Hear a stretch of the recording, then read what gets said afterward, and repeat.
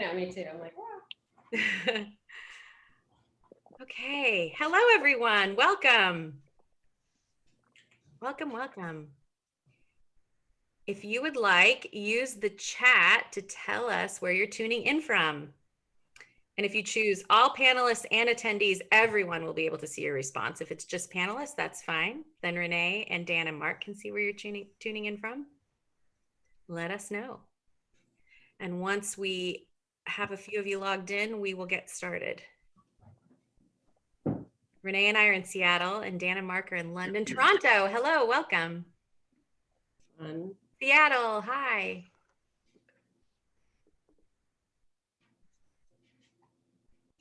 Texas. Fort Worth, Texas. Awesome. Greetings from London. Hello.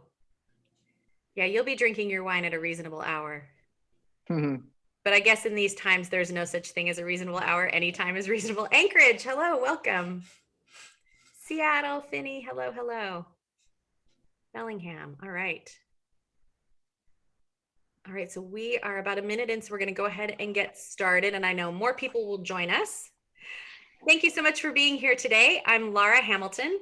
I have a cookbook shop here in Seattle in the Fremont neighborhood. It's called Book Larder. And typically we would welcome authors like Dan and Mark to our shop, to the kitchen in our shop, to talk about their book in person, maybe do an event at Renee's restaurant, those kinds of things.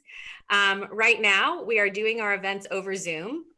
The upside of that has been that we get to actually talk to authors like Mark and Dan on the other side of the road or other side of the world, and welcome all of you from all over the place as well. So thank you so much for being here today. I am absolutely delighted to be talking about this incredible book, Wine from Another Galaxy. It is just a fantastic resource, and if you haven't had a chance to look at it, I hope that you will. It is about a little bit about the Noble Rot restaurant, but mostly about wine, the producers, and sort of the story of how wine has informed everything that Dan and Mark do. And it's got this really awesome glossy cover. Our friends at Veef Seattle have put together a selection of wines that are, some of them are ones that have been served at Noble Rot. I will drop a link to those in the chat once we get going. I will also put in a link to the book. You can support this author talk and support Book Larder by choosing to buy it from us if you are going to buy it. And I know many of you have already, so thank you for that. Dan and Mark are going to be in conversation with local chef Renee Erickson, who is also a Noble Rot fan and also obviously a massive wine lover. So they're going to talk about wine and restaurants, and of course we will leave time for questions. So if you have a question, if you could please use the Q&A button at the bottom of the screen rather than the chat, that will just make it a little bit easier for me to keep track of those. All right, so let's welcome Dan Keeling, Mark Andrew, and Renee Erickson. Hello. Hi. Hi, everybody. How's everyone doing? I'm Very thrilled. good. Very good. Good. How are you? I'm good. My dog is trying to bark at the delivery people, so sorry about that if that happens a few times. But I'm in the same boat, so it could be coming in surround sound. He's fierce about deliveries. He wants them to all go away.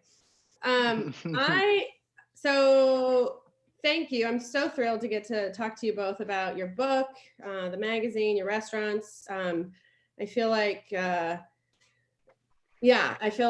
having the book to read has been like a little bit of an obsession the last few weeks, trying to get through it all. And in my going back through my life as a wine lover and wine buyer, felt very much like I was getting to go on a mini vacation, which thank you for that. It's been really exciting. And I'm like, there's so many things where I'm like skipping forward to see like where you guys went next and trying to, look up the wineries that I didn't know and try to order them, which I haven't been able to do, which is a real bummer. But anyways, I guess, through the book and having bought a lot of wine over the years and drank a fair amount, and read a good amount of books, I think the first thing which I just want to start on is like both of your backgrounds and how you met and the through line of humor in your book, which is something that is desperately needed in the wine world, I think. And I'm very appreciative of that. So I know there was a quote, I believe, Dan, you asked when you were shopping, and it was about Sauvignon Blanc. And I love that. I think it's something that kind of is like you're kind of staking you're claiming your right around what you love in the world of wine. And I think, if you want to I would love to just hear a little bit more about, you two getting to know each other, and also, just how you two met and the whole story behind that a little bit more in detail. Okay, well, thanks first of all to Barbara Bailey, who said she's just ordered the book. So this talk is obviously doing very well. Nice one, Barbara. But Mark and I, we met when we both worked on a kind of stretch of Kensington High Street, which was the kind of bit that connected Kensington to Hammersmith, where nobody went. And that's where the office of Island Records was. And I got a job as head of A&R. I'd been working as an A&R person at EMI before that. And I started shopping in the wine shop next door. And Mark worked there. And I had a bit of disposable income because I got a new job. And I didn't really like being in the office too much because there was a bit of pressure because you have to go and justify your huge salary. So I just went and hung out, and we kind of connected amongst the aisles of Burgundy and Loire wines, and just kind of started hanging out like you do. You with wine, you need people to drink it with. It's as simple as that. It's you need people who share your passions. I guess it's the same thing when you're 18 and you get into music, and you need to have similar kindred spirits to go to gigs with. But not everybody shares our geekiness with wine, because there's more barriers to wine than there is to music, unfortunately. So we started hanging out, and Mark used to do fabulous tastings at the shop where you'd get 20 vintages of Chave Hermitage or Costerie Meursault, and there was a kind of little community of collectors who'd come down after work, and people like Michael Broadbent would turn up there, and Jancis Robinson. And, for us kind of like spotty kind of people just at the start of our kind of exploration of wine, it was just an amazing time. Also, you could get these wines for a lot cheaper than they are now. And wine has got more and more expensive over the last, 15 years. I guess when we started hanging out together, it was about 2008, 2009, something like that. So we started drinking together after work. We'd egg each other on to go and get a Chateau Rayas and see what that tasted like, and then go and get Bachelet, Charme Chambertin 2002 and all these wines. And we decided that it might be a good idea to start a wine magazine. And I don't know why that is, but I guess that we'd grown up on fanzines and stuff that music was rife with these things. There was a magazine in Manchester called Jockey Slap magazine, and it was an electronic music magazine, and it would have bands like Daft Punk and the Chemical Brothers in it. And when I was at university in Manchester, I used to write for it, and I also wrote for Melody Maker, which was like the NME, the kind of companion piece to the NME, or the rival paper, I should say. So I knew from writing about music that it had got me my job in a record label, because it opens doors writing about stuff, as you well know, Renee. And I thought, it would be let's start writing about wine and food. And Mark and I hatched a plan down the pub, drinking wine in a pub in Notting Hill, and we put it together on his kind of prehistoric, I don't even know what computer it was, maybe an Amstrad or something like that. And it looked pretty basic. And we printed up 500 copies, and we walked around London with boxes and gave them out to people. But the humour thing, just to go back to your question, the humour thing was always really important. And it's something that I think about constantly. And it's something that it's still my ambition to make sure that the magazine and my writing at least is humorous and has that humorous edge. Yeah. Because I think the best writing does have humor. My favorite food writers in the UK is Marina O'Loughlin, who's one of our contributors, who also is a consultant for Noble Rot. who knows food and restaurants inside out, but is also funny and just so articulate. And he's no longer around, but A.A. Gill, who again was super knowledgeable, but you would read his columns and they would veer off over all sorts of subjects, but he was just hilarious. I think so many, I don't think many of my favorite writers haven't got a sense of humor. So, and I think Mark and I, growing up in England and being the age that we were exposed to so many amazing, funny things, starting off when we were really young with Monty Python's. But then I was thinking about Spitting Image in the 80s, which was this kind of satirical, political television program, which was hugely popular, where they'd make these puppets of like all the politicians and just lampoon them. And then there was something called Viz magazine as well, which I'm not sure if it ever made it to America, but it was this Geordie, it was so on PC, this comic, but it was just funny as hell. But and in music as well, like we mentioned earlier in the week, we did something with Mike D, who's been in the magazine quite a few times, and the Beastie Boys are a good example of a band that always had a sense of humor as well. They didn't take themselves too seriously. So that's one of the things that we try and do that will set us apart against quite a lot of the other wine magazines. Also a lot of food in our mag as well, which there's not in that many other magazines. You know, it's just an afterthought. So yeah, humor is where it's at for us. Yeah, it shows. It's I laughed through the whole book. I think it's again, like I was saying, it having, you know, met a lot of wine people and been to a lot of tastings and done all the things you do, it can be pretty stuffy and kind of unpleasant. So to see this book come out, I mean, even just the title alone is enough to make you, you know, just love that it's going to be just completely from another planet, literally, where it's just our galaxy, where your perspective and what you're trying to relate to people, although like obviously very serious and like, you know, the best of the best in wines is still something that is, you know, down to earth and approachable, and you can poke fun. And you know, I think, you know, I'm not an expert on British culture, but big fan of the humor that gets to live there, and it's really refreshing. So thank you, I appreciate that. Thank you.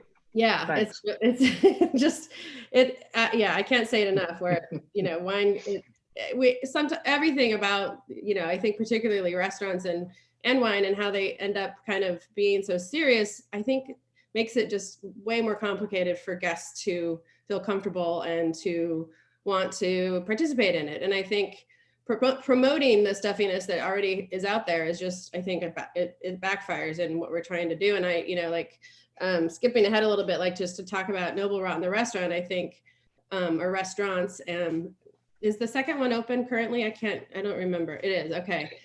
Yeah, it's a pandemic baby. Yeah, pandemic baby. I know, I was shocked. I was like, holy God, you guys are good.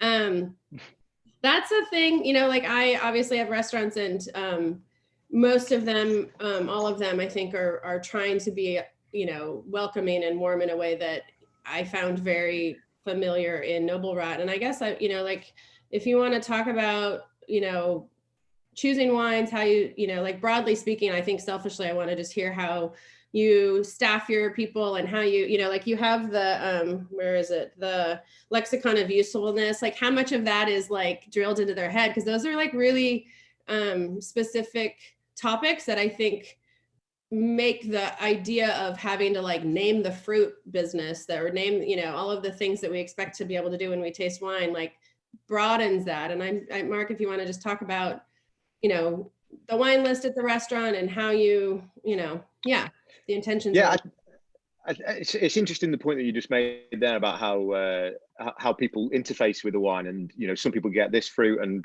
you know, wax lyrical about it, and others get other things. You know, wine is a subjective and very personal experience, and so the details of what each person gets out of it, you know, will differ from person to person. But I think what Dan and I have always suspected, hoped, that doesn't differ from person to person, is that wine is this conduit to having a great time, and it's you know, it's something which brings joy to people. It's a social lubricant. It's the start. Pulling the cork is the start of should be the start of a great evening with friends, you know, enjoying beautiful wines and great food, but also being part of a group that's enjoying each other's company. And so there's so much more to wine than pinpointing whether or not it's a blueberry or an acai berry or whatever the hell else, you know, somebody's gonna pluck out of the glass. And I think, you know, for us with our staff at the restaurants, it's very important for us that they are the right type of person, which is to say that they don't see themselves as gatekeepers when it comes to wine. They see themselves as, you know, facilitating great times for people. And all of our staff are big wine lovers, but they're also fun people to be around. So they're really important things to kind of get the combination of when you're hiring people.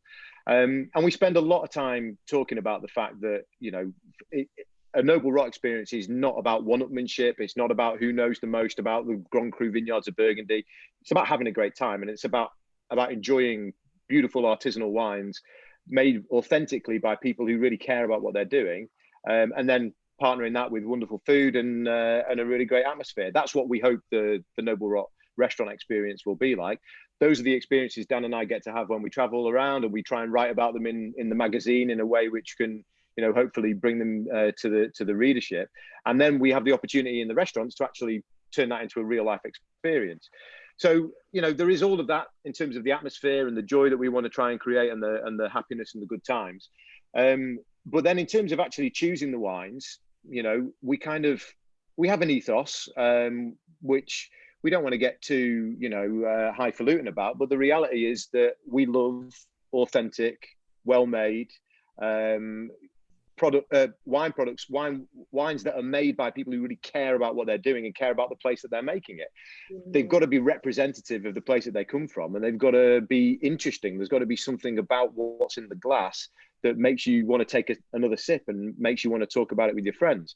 So we tend to look for wines that have got a reason to be there. You know, they should be reflective of the place that they've been grown, and they should have been made by somebody who's sympathetic to, you know, to communicating that.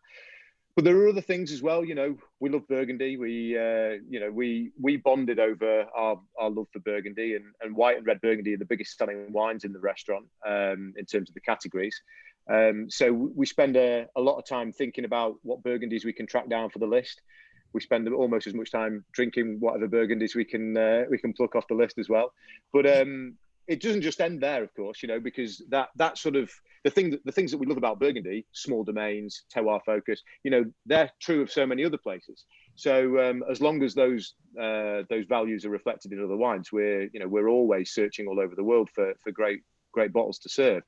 And then the other thing that we love is mature wine. So, you know, we do our best to source wines from individuals with great wine cellars, which in the UK, we're quite lucky to have a real community of collectors that we can engage with for that.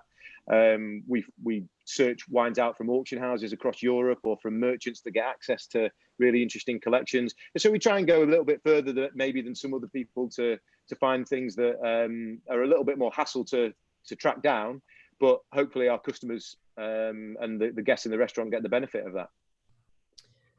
I love it. What are you both drinking? I'm drinking Furia, Vone Romani, Oreyas. It's a Lurdy. It's a village Lurdy wine, and I had a few weeks off wine recently just because I thought, you know, our 2 restaurants are about to open. And, you know, battling the bulge as ever as a restaurateur. So I'd say Vone Romani is right up there with my favorite wines. And I haven't had one of these for a few weeks, and it's really hitting the spot. It has all that kind of delicacy. It's ethereal. It's, you know, it's earthy. It's great. So yeah, 2017s are quite young. I love it. Delicious. This is one of my wife's favorite wines, which is the reason why I've pulled the cork on it today. But it's from Commando G, who are an outfit based in the Gredos Mountains in Spain, which we visited and talk about in the book. And they're making wonderful, very almost Burgundian in a sense, but maybe Rayas would be a better comparison, although I'm sure Danny and Fernando would be embarrassed if I made that, because Rayas is their hero as a domain. But they're made from old vine Garnacha in one of the most incredible and unsung vineyard areas of Spain. So yeah, Commando G, very interesting and delicious wines. Are you saying Commando G? Commando G, yeah. Commando Okay. with one M rather than two. It was a cartoon that they both loved when they were growing up. Wow. So they named their domain after it. I love it.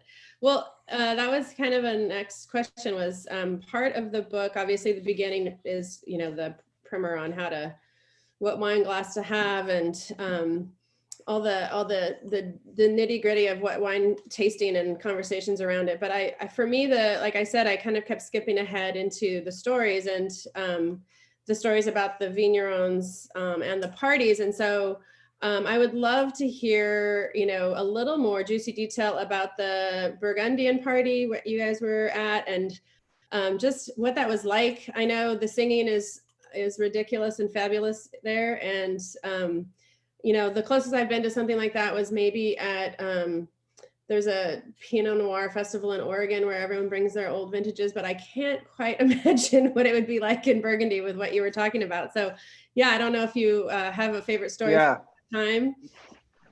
Yeah, of course. I mean, going to La Pole de Meursault is the name of the event in the Chateau de Meursault. And it was started by Dominique Lafond's grandfather, I think. And it was originally a festival for the workers in the vineyards to celebrate the harvest, obviously after the harvest. And the vignerons bring, you know, magnums of wines that their own, you know, fathers and grandfathers made to this event. And you have to be invited by one of the vignerons of the village. So it's quite hard to get a ticket, but luckily we work with a couple of amazing growers, Jean-Marc Rouleau and also Romeric Chavy. So we've been with both of them. And just to give you an idea, they say that everybody has to turn up with a magnum of wine each. So you kind of know how the event is going to go from, you know, the off. And people don't hold back on bringing fabulous wines, not just Burgundy, but mostly Burgundy and mostly Meursault. Kicks off about midday. You know, there's a real, you know, the times that we've been, it feels like Christmas Day when you're a child. And it's hard to replicate that feeling because I don't know what else has given it to me except for La Pole de Meursault. And it's got a real bonhomie about it. You know, people are into wine there, they're into sharing. They do like a 8-9 course meal, which is surprisingly good given how many people they're catering for. And also, I shouldn't say it, but as we know, France might not be quite as good as it used to be compared to probably America or Britain, but we won't say that. And it just goes on, and there's the singing, the band Bourguignon, the waving of the hands, and there's a little band on the stage, and it's just an amazing, amazing event. You know, it can get quite blurry, especially that at about 6-7 o'clock, everybody leaves, and then the different vignerons have parties in their cellars. And yeah, there was a particular year that we went with Jean-Marc and his friend who was I think he made gin and tonics. He was a gin maker. He came, and then afterwards the gin was introduced into it, and that was probably one of the blurriest evenings of my life, and I'm sure Mark's as well. We had flashbacks to standing outside houses, random houses in Meursault. And you get to just taste amazing wines because somebody will be coming along with a magnum of I don't know, Monteret-Gilbourg, Clos Vougeot, and then someone else will turn up with a DRC, and people are like kind of pouring away wine just to try stuff. So it's an immense event for tasting wine as well, and getting to try stuff that you wouldn't normally, and just fun. It's just a definition of fun, conviviality. You know, if you get a chance to go, you got to go. Yeah. Fair. They give you this little booklet when you get there. There's like, they give you the menu of what you're going to eat, and there's also a little booklet for you to keep track of the wines that you taste. And of course, your handwriting gets increasingly messy as the evening goes on. But it's one of those things where if you manage to keep hold of the little pamphlet, when you wake up in the morning and you look back over what you've drunk, and obviously you can't, like Dan says, things get very blurry after about 3 or 4 o'clock in the afternoon, and you're thinking, when did I taste the 1970? Koch Corton Charlemagne? And then it starts to come back to you that you actually had a glass of 85 Chambertin from Rousseau, and then you got a tap on the shoulder and it was Jean-Francois Koch with a Jeroboam of 78 Court on Charlie. So you dump away your Rousseau Chambertin and he pours you a splash of that and pats you on the back and goes on his way. And that's how crazy Paul de Meursault can be in terms of the wines that you drink. It's like Dan said, it's like Christmas morning and our idea of what eternal life in heaven is all sort of rolled into one.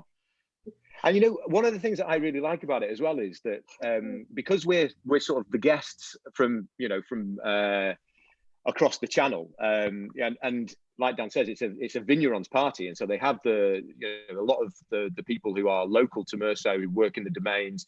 You know, they're at the event, and we're kind of like the outsiders who have sneaked ourselves a ticket, and so. It's not just us. Then you'll look across the room and you'll recognise some of the top sommeliers from New York, and there'll be that sort of bonhomie between us, the outsiders, as well, because we've managed to sneak ourselves a place on the table, and that side of it's really nice as well. And you build some really nice friendships with people who are from beyond the borders of Burgundy through it too. So yeah, long may it continue, and long may us continue getting invitations. Yeah, take me. Come next year. Totally. I mean, next year's got to be the most raucous one ever, hasn't it? After 2 years, yeah. I mean, it's going to be like all the things that have been cancelled around the world. You know, Glastonbury Festival and La Paul de Meursault, and I'm sure so much stuff in America as well. Yeah, I'm trying to hold back my thrill of planning parties for sure, especially heading into the summer. It's like, you know, we were joking, we're like, oh, we won't like freak out if we accidentally drink out of your wine glass again, kind of thing. We're like, it won't matter. Like, give me that. So kind of on the other spectrum of events is, I'm curious a little bit selfishly again, about the Loire wine, the La Dive, and kind of what that is like. And then, you know, just to kind of, for those that haven't been to really bad wine, you know, sales halls, to compare the two for people that are not in the business. Cause, and I know I've traveled a lot to different events, and some are a lot worse than others. I've not been to the one in the Loire, but everyone always thinks that it's, you know, the greatest job on earth, which in many regards it is, but those, you know, like the Vin Italys of the world, I think, are torture. So I would love to hear like how this is so much more special, and the, you know, like a brief ethos around like the wineries that show up there. Well, it's much more DIY than La Paul de Meursault. It's like going to a illegal rave in like the middle of England in 1990, or maybe one of those gigs that Sub Pop Records in Seattle did in like 1987 or 86, whenever they were setting up. Yeah, so it's pretty grand. Yesterday. You what? Sorry? It was Sub Pop's anniversary yesterday. So yeah, I just got a bunch of records. It was fun. I'm excited. Oh, well, happy birthday to Sub Pop, definitely. Yeah. But it's kind of grungy, and it's in these amazing caves in Saumur, and all of the vignerons are on the natural kind of tip. So, you know, low intervention wines, not much sulfur, organics, biodynamics. You know, there's people that we know there, like Bertrand Gautereau, who makes amazing wines, champagnes, as Vuet and Sorbet. And one thing he said last time we were there was, you know, how much La Dive Bouteille has improved through the years. And it's kind of a bit of a marker about how natural wine has kind of grown and matured over the last few years. And he said, you know, stuff that would have been accepted 3 or 4 years ago that really was vinegar, that people would make excuses for and say, well, it's natural and it's supposed to be like that kind of classic kind of nonsense. Yeah. You just don't get that anymore. Because as we know, to make good natural wine is so hard. You've got to be ultra clean in the winery, only have ripe fruit. You've got to be meticulous. So it's kind of like, if you can, conventional winemakers can manipulate their wines much more through additions and taking away. To be able to do it in a much kind of more stripped down way is impressive. So we love going there, and you can go and find winemakers that you've never heard of. And we picked up a couple of wineries there last time. There's people like Sylvain Pataille from Marcenay in Burgundy, who, you know, he's such a star because he's one that, you know, his wines are still very affordable, but they're just so beautiful across his whole range. He's a real star for the natural wine movement. So all of those kind of people, they make it a point to be there. And then the actual town and the after parties around there is brilliant. So it doesn't feel pretentious. It feels DIY. It's just cool, and I can't wait to go back there either. But it's not the same thing as La Paule de Meursault, which is a celebration of Burgundian wine. It is a celebration, but it's people want to be there to explore new wineries as well, and new cuvées. So again, I can't wait to go back. I love it. It's interesting because Le Dive Bouteille is on the same week. It's at the weekend and then and onto the Monday. And I think on the Tuesday or the Wednesday, the Salon de Vin de Loire takes place. And that is, like you were talking, Renee, about Vinitaly and those type of terrible professional fairs where, you know, this idea that being a wine buyer is the greatest job in the world, you know, the scales will fall from your eyes pretty quickly if you spend much time traipsing the miles and miles around Vinitaly to drink turgid, cheap industrial prosecco, and you know the rest of the nonsense that often gets poured there. Anyway, the Salon de Vin de Loire is effectively like the Vinitaly version of what is happening in the Loire Valley, whereas Le Dive Bouteille, like Dan says, is, you know, it's this iconoclastic sort of cultural phenomenon where the standard of the wines is so much better than it's ever been, but also there's this culture around it, and there's this sort of there's a community that for which Le Dive is sort of this totemic event that happens once a year, and it's a chance for everybody to sort of come together and this mutual celebration of natural wine and these vignerons. But because we are wine buyers and we do have to do the professional job as well as the parts of it which are not only the job but are also really enjoyable, like Le Dive, then we end up at Salon de Vin de Loire, and it is a real come down, I can promise you. And yeah, you know, after you've tasted your 40th industrially produced Muscadet, you kind of long to be back in those caves talking to a guy with crazy hair who's got this, you know, brand new cuvee made from a blend of Romorantin and Menu Pinot or whatever it might be that you've never heard of. I mean, yeah, it's a great fair and much better than most of the others, that's for sure. Yeah, those are grueling.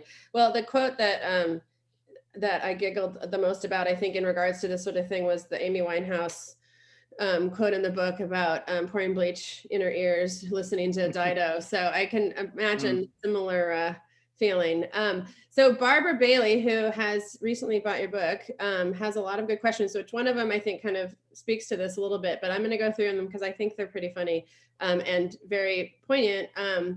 She's asking, well, I'm going to start at the bottom because I think it relates to this. Have you ever not finished a wine after tasting it? Yeah, all the time. Yeah. Every single day. Yeah. You know, there's so many. It's like, you know, if you're talking about that Amy Winehouse quote and listening to Dido, there's so many wines that are Didos of this world that are just bland, and there's so many wines that are offensive as well. And why would you bother to drink them? You know, sounds awful, but it's you know, life's too short to drink bad wine, right? That old cliche. I have it's not very funny, but I say it often where I'm like, if I get hit by a bus after drinking this, I'm going to be so upset. Like, I want like the most delicious food, and you know, like, God forbid, that's the way I go out with some like garbage wine. So, yeah, it's just Mark, you got any more to add to that on the bad wine tip? Yeah, I mean, like Dan says, it happens all the time, and you know, I think the longer that you spend in the wine trade, and the more time you get to spend around vignerons, like thankfully we do, where we go to visit people who are really making incredible wine, not always expensive wine, but really authentic, beautifully crafted wines that have meaning. When somebody puts something rubbish in your glass, some industrial garbage, I almost take offense to it, because it's, you know, it's kind of stealing, like you say, it's stealing that share of our attention. And it could be the last thing that we ever get to drink, and you know what a waste that would be. So yeah, I've been known to spout a lot of expletives and vitriol while dumping a rubbish wine into a spittoon and swearing never to let it cross my lips again. Yeah, I'm right there with you. So another question, which I love, do you consider yourselves wine snobs? Barbara, I would say no, but I'm. No, I mean, snob is an awful word, isn't it? Snob's like Yeah. the worst bit. It's all about labels, or it's all about one-upmanship. It's all about status. You know, for us, we're still like massively into discovery and the exploration of wine, and it's so complex, wine, and so no, and it could be a cheap bottle of wine as much as, you know, a bottle of Domaine de la Romani Conti. It really doesn't matter. It's about the feeling it gives you. It's about it transporting you somewhere else outside of where you're at. It's about joining you with other people. So I hate the word snob. I hate the word expert even more. And, you know, a self-professed wine expert, that's what I hate. So yeah, no snobs, no experts. Right, maybe just wine lovers. Yeah, fair. Yeah, well, that's important, because that's exactly how we see ourselves. I think, you know, the word snob for me has connotations of looking down one's nose at somebody else because maybe they can't afford, or they don't have the expertise, sorry to use that word, that other people might have to inform their decisions about drinking. You know, being a snob is thinking less of somebody because they're not equipped one way or another to reach the standards that you have apparently set for the world, and that is nonsense, and it's absolutely not what we're about. We completely rail against that. You know, like Dan says, it's not about money. It's not about the brand or the label or the wine being $1,000 bottle of wine. It's about it being something beautiful and meaningful and delicious. And, you know, ultimately, it's like food. You know, just because something's not cooked by a 3-star Michelin chef, you know, I'm sure Dan would agree that some of our very best meals have been in places that have been, you know, a bit more rustic and a bit more down to earth than that. But the food has been made from brilliant produce, and it's been served with soul and with love and dedication. Those are some of the most memorable meals you could have. And just like that, with wine, some of the best wines you will ever taste will be wines that are relatively modestly priced, but they just are absolutely on the money in terms of the love, the care, and attention that has gone into crafting them. And one of the biggest buzz is as restaurateurs is when people come in and they're not necessarily, they like drinking wine, but they don't know a lot about wine, and they say, you know, a wine is poured, and they're blown away by it, and you can see that kind of light come on in their eyes, and they're like, fuck, wine can be like this. Because that's kind of, you need those moments to get you more and more into wine, and you need them ongoing as well. That moment of surprise, and you can't be, you don't get that surprise if you're a snob, because you're just thinking about it as this 2-dimensional thing rather than accepting wine as this amazing thing sometimes. So we love that. There's nothing better than people loving the buy the glass listings at the restaurant that aren't expensive. And also, you know, it's great when people come in and they are into wine and they buy a rare bottle, and they find the bargains that we've got on the list that are a bit more expensive, and they have a good bottle as well. So it's just the appreciation of wine that we're into with other people as well as ourselves. And I think that word's really important, Dan, appreciation. And that was just the final point I wanted to make, was that not being a wine snob doesn't mean that you're prepared to drink any old junk from the supermarket. Just because you don't have any kind of appreciation or understanding for wine doesn't make you the opposite of a wine snob. You know, there are lots of reverse snobs who think, oh, what's this mug spending $20 on a bottle of wine for when I can get this one that's on offer at the supermarket? You know, a lot of the time, those products are produced in such a horrific fashion in terms of the way the agriculture is undertaken, the way they're manipulated in the winery, that actually a little bit of discernment on the customer's part is really, really important for us to move away from those wines being so dominant in the marketplace. So it's not about it being expensive, but it is about appreciating something that's been beautifully made and that has got care and attention that's gone into it. So there's like a happy point in between these sort of two ends of the spectrum, I think. Yeah, it's well, I mean, there's many things I think that are apparent in your restaurant and how that is presented, where it's very much you can walk in and have that intention on and knowing that you're choosing the wine that hits all those marks regardless of the price. And I think that's what you hope all places do for you, because I think unfortunately, like, I think the UK is the same as here. I think we probably, started it all in the fact that our government has, funded garbage, everything, garbage seafood, garbage vegetables, garbage wines, everything that like shouldn't be, given extra money to boost their business has been historically in regards to agriculture, and wine is agriculture. And so like it sucks that as a consumer, it's our job to pay attention, and that's frustrating. I think for me, I know that because it's in every aspect of what we do, and it's kind of exhausting and irritating too, that you're like, oh God, like, should I not buy this? And with wine in particular, I think it's, it's probably even more so not considered, where people, I don't think, probably think of it as agriculture in the same way, where it's filled with chemicals and it's, like destroying the planet when you're buying shitty, crappy, poorly made wine. And so, it's super frustrating to, I get, that's why you go to a bottle shop, to buy something where you can speak to someone and, have a relationship and continue to, find wines that they know are, farmed properly and cared for. I got a here. Hello, everyone. He needs some attention, doesn't he? Yeah. He's like, what's happening? Stop talking.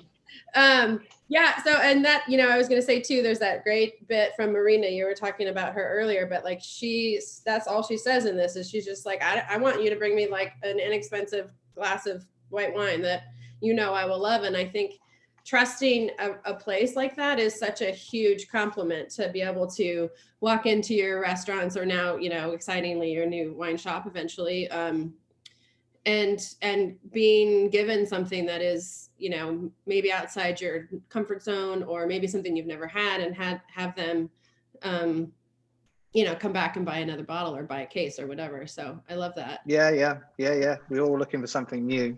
Yeah, absolutely. Let's see, there's some more questions, but I have a couple still. I wanted to hear more. I still have not found his wines here, but maybe actually, Sean and Laura from Veef can help me. But the Goffin wine, we were talking a little bit about characters in the wine world. And I think for me, the story, there's so much wine made in the world. And so often, it's easy to just buy kind of whatever is put in front of you. But like having a story around the people, and same with you two in your restaurants, like I love, there's more to it than just the wine. And so if you want to, there's two, like both Frank from Sicily and then Goffin seem to be kind of the two, standouts. I'm sure there's a million of them that you've met, but kind of how they, have pushed the world a little bit, and what you admire about them both would be really fun to hear from me. Yeah, I mean, I wish there was a million of them, but there really isn't. Frank Cornelissen on Etna and Jean-Marie Guffins really are one of a kind in each respect. Jean-Marie Guffins was lauded as one of the top white winemakers in France by Robert Parker when Parker was at the height of his fame and influence. And, he was getting scores that top winemakers in the Côte d'Or were getting down in the Maconnais. But Guffins is outspoken, to say the least. And he's a lovely, lovely man. But he will say whatever he wants. And, I'm sure he would admit that too. But there were some certain people that didn't like him doing so well. And he rubbed up some other people the wrong way. And it ended up with him being accused of doctoring his Maconnais Burgundies with wines from the south of France, which is obviously fraud in France and a very serious offence. And he had a number of years where he was really fighting for his reputation and also fighting to stay out of prison. And I think in the end, he was acquitted of all charges, and there was malicious people that were trying to nail him for these offences. But he's managed to get back to where he was before this all happened, and he's making these amazing white Burgundies, which for us, they're what we probably drink the most of in our restaurants, because they're at the right price point, and they're so consistent.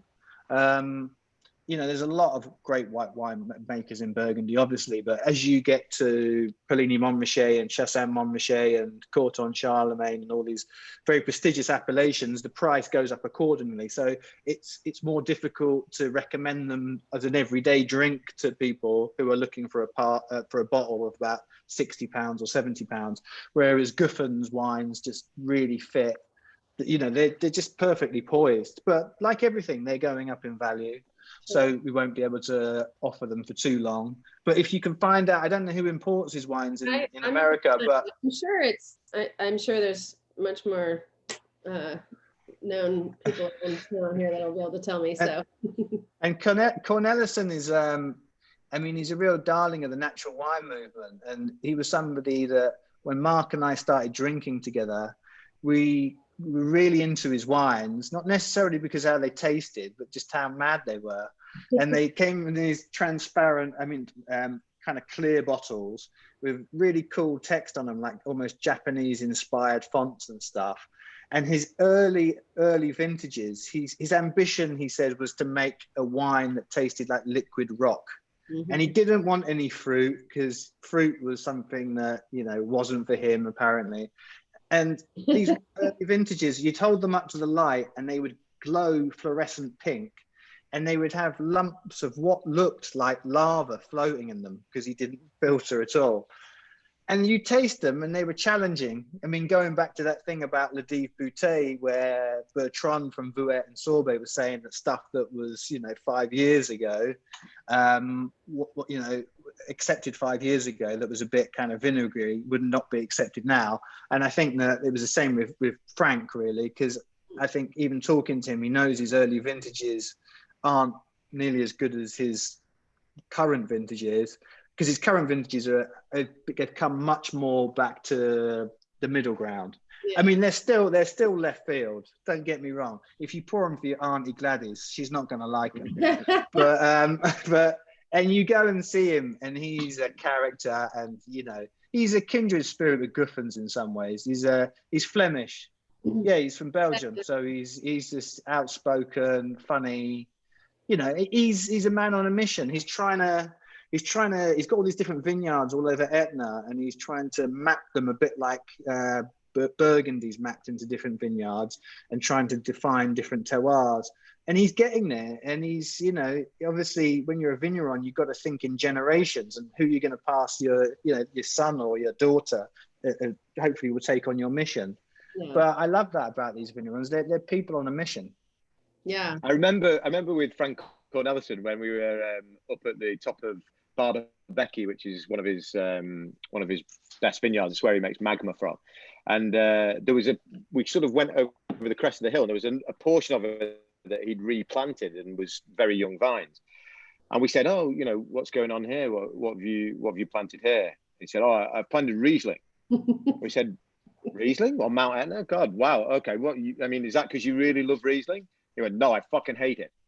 Sorry, I know it's 11 o'clock. I probably should be using that language at this time. But and so we pressed him on it, and he just believed that Riesling would work really well in that place, and he wanted to try it out. He wasn't going to do anything, you know, major with it, but it was just his opportunity to express himself and to figure it out. And we got into a long conversation about some reasons that he does actually like, and we ended up importing them into the UK. So it was a positive conversation for us in the end.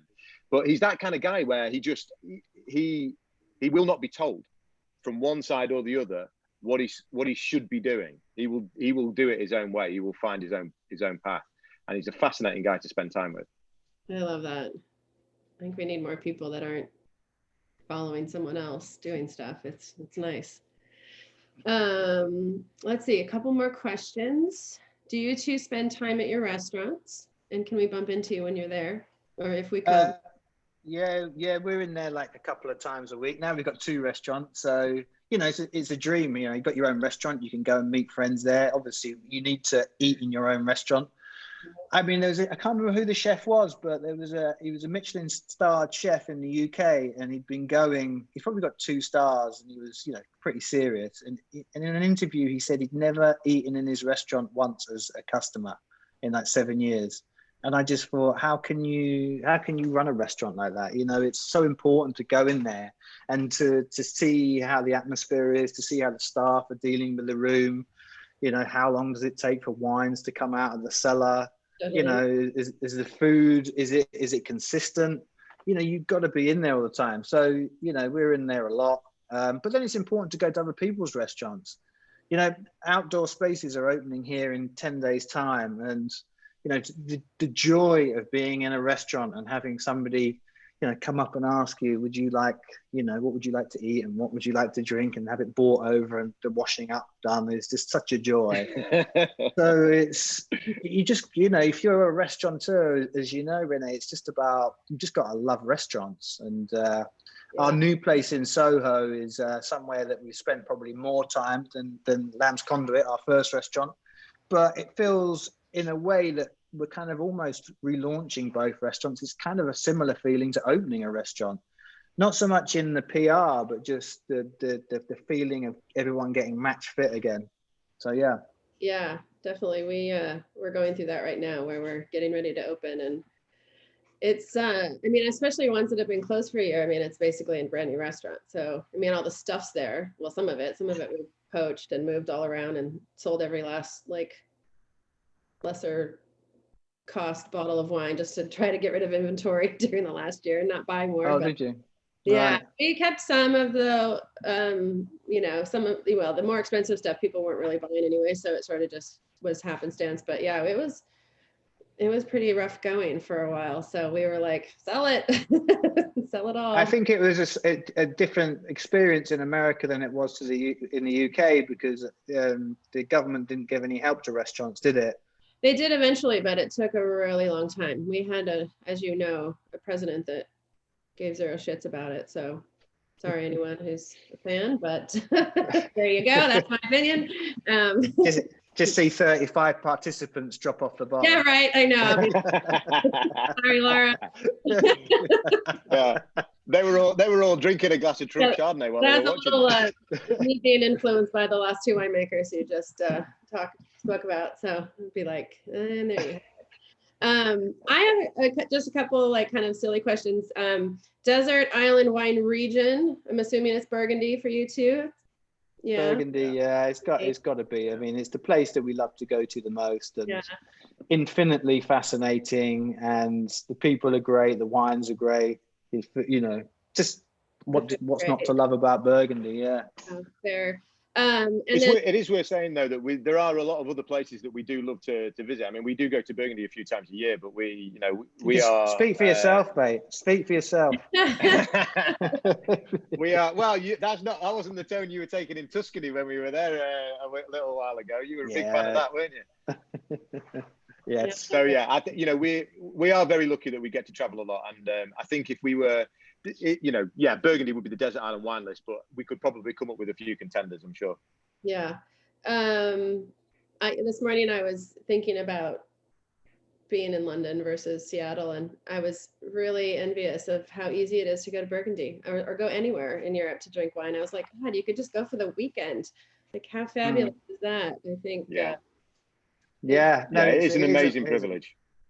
Yeah. And we love to go to Spain as well. We've got a lot of friends that are vignerons in Spain, whether that's around San Sebastian and that area, and then down to Rioja, and like Mark was saying earlier, Gredos Mountains. We really want to go to Jerez. That was our next trip that was booked just as COVID hit. So we were just about to get on the plane almost, and that was over. Yeah. And that's somewhere that we would have loved to have got into the book, but we just didn't have time. So Jerez is #1 on the hit list. Another nice thing, Renee, and you mentioned there how we've got it on our doorstep, which is amazing for us.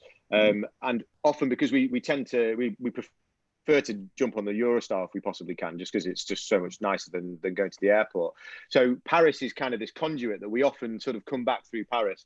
and we make it our business as often as we can to stop off for lunch or dinner on the way home, which is a really nice way. I mean, Dan mentioned eating in other people's restaurants before, which is really important. It's important to do that in London, but the chance to do that in Paris as well as part of our kind of yearly schedule is just really, really nice. Yeah, someone was asking me about eating out, and I mean, obviously this year was not a thing, but in thinking about it, I've realized that because of my job, like I spend most of my time eating in my restaurants if I'm going to eat anywhere. And then the most restaurants that I eat in outside of my own are all in different, all over the world. Cause I get, cause that's when I'm like, okay, now I can like just go eat and not have to think about what I'm not doing or whatever. And so, yeah, I'm very fortunate and I love that. And going, to Noble Rot obviously is high on my list when I get to go back, hopefully in September. So I can't wait. I'm coming back. Come. I think we're out of questions. No, did you have one more, Renee, or you? No, yes, but I can go on. I just want to keep talking about. Yeah, well, please do. So fun. No, it's been tremendous fun. Thank you so much, Dan and Mark, and congratulations on the wonderful book. So good.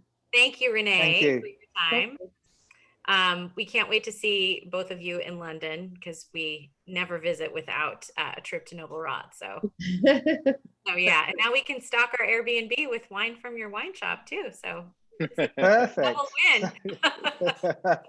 Good stuff. Yeah. Thank you so much for joining us.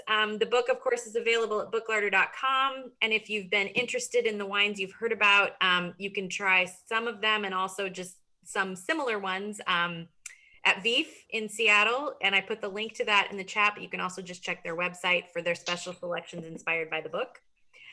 Thank you, everyone, for being here. And I hope you're all staying safe and healthy. And we'll see you in person someday, hopefully not too far in the distant future. Thanks a lot. Thank you very much. Cheers. Thanks so much, guys. Everyone. Bye. Thank you. Bye.